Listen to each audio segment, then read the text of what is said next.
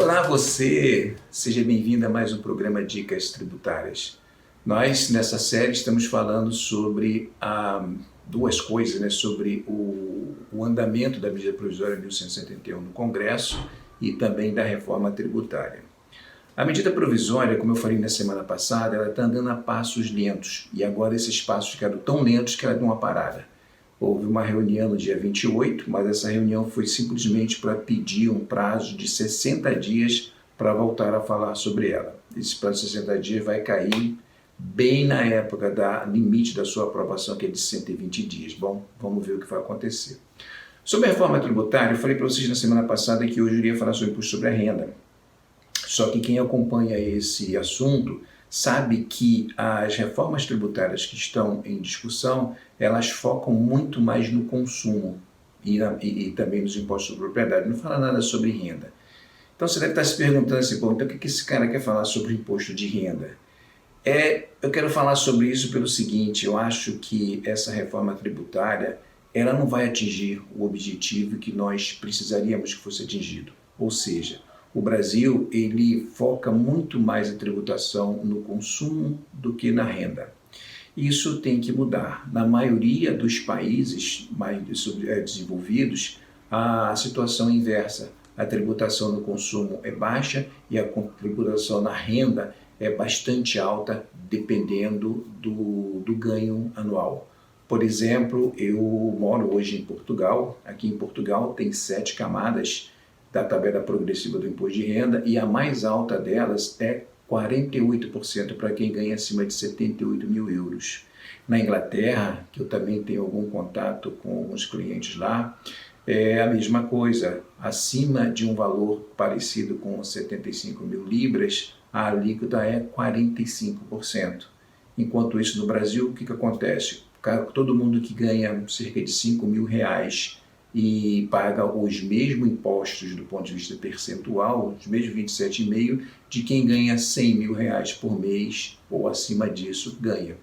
Então isso traz um desequilíbrio muito grande e traz também aí uma falta de na verdade, de uma justiça social, né? De ter uma tributação em cima daqueles que deveriam ter. Então, a medida provisória ou a emenda constitucional que vai surgir com essas PECs, não trata de imposto de renda. Então, em relação ao imposto de renda, a tributação de renda vai continuar a mesma coisa e, para piorar o cenário, o que a gente já viu até agora é que a alteração dos impostos que terão sobre o consumo nessa reforma tributária, ele não fala também em redução de taxa tributária, pelo contrário, diz que vai se manter. Então, o que se propõe hoje é apenas uma simplificação daquilo que existe hoje.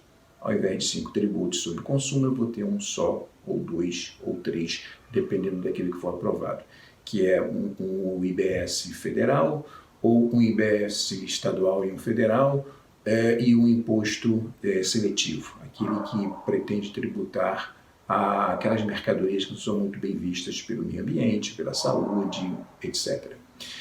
Então, o resumo da ópera é que essa simplificação vai ajudar as empresas? Vai, porque hoje as empresas precisam ter um número muito grande de pessoas, muito grande de sistemas, de softwares para poder controlar a quantidade de obrigações acessórias que tem que cumprir.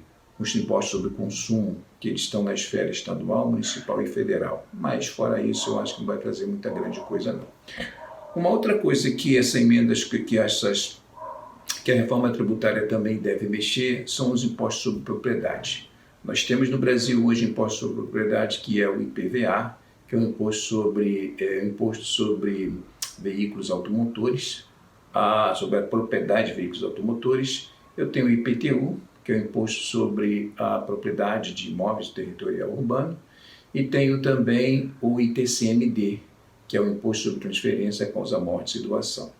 Então, pretende-se mexer nos 3, e essa mexida vai ser para aumentar imposto, para reduzir imposto, para simplificar coisas, tudo isso junto e misturado. Porque, primeiro, o que se pretende fazer com o IPVA? O IPVA, quando ele foi constituído por uma falha na redação, ele não atingiu, por exemplo, os outros veículos automotores que não sejam veículos terrestres. Então, um jet ski não paga IPVA, um avião não paga IPVA, helicóptero não paga IPVA. Então, o que a reforma tributária prevê é que o IPVA tem um alcance a tudo que se move através de um motor. Seja ele uma moto, um carro, seja ele um barco, um iate, um navio, um avião, etc.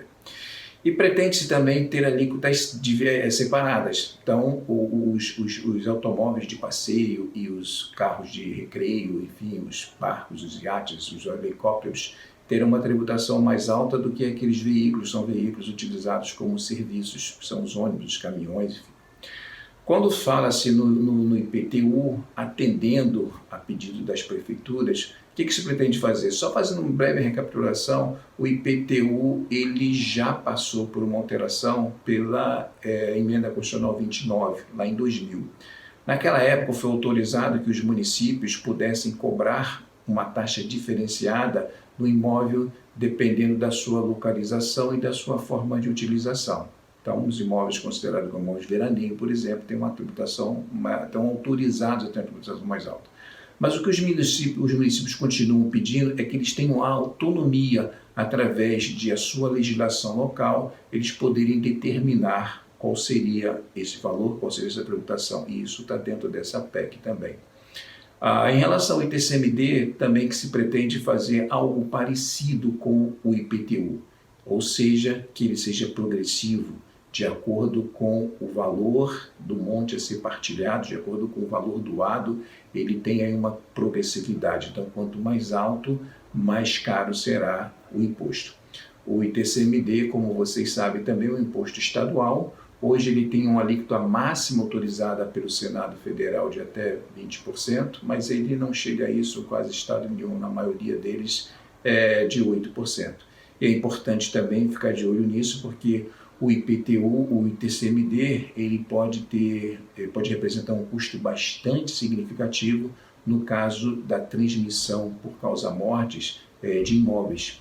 Hoje tem alguns projetos de lei na Alesp de São Paulo que pretende mudar na fórmula de que se calcula o imposto sobre a cessão de imóveis e de outros bens também. Então, ou seja, isso seria tudo através do valor de mercado e não o valor de registro. Os imóveis já são assim, mas o imóvel ainda tem um benefício ainda que você faz uma doação com reserva de usufruto, você só tem a base de cálculo um terço só nesse momento, se você compra depois, pretende-se acabar com tudo isso também. Bom, resumo da ópera, as emendas constitucionais que surgirão com essa reforma tributária não deverá trazer nenhum alento para o bolso dos contribuintes. Não deve fazer com que a gente tenha aí uma tributação mais favorecida no que diz respeito ao consumo em relação à renda. E também eu acho que uma coisa bastante complicada vai ser acomodar tudo isso, lembrando-se que o Brasil tem mais de 5 mil municípios e muitos desses municípios criados depois da Constituição de 88 não têm recursos para se manter. Eles dependem da repartição de renda da União e dos Estados. Então, com essa simplificação tributária, colocando os impostos sobre o consumo basicamente no federal, vai ser vai ter que ter uma fórmula bastante inteligente para poder repartir isso para todo mundo, para que não haja aí perda de arrecadação ou até perda de sustentação desses municípios. Mas isso a gente vê mais para frente.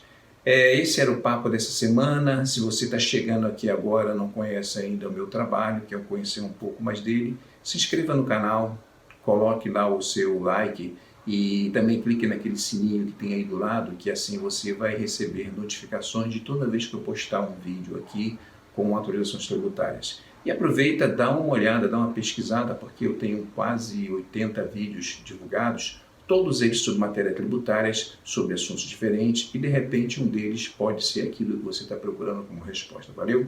Obrigado, um abraço, até a próxima. Tchau.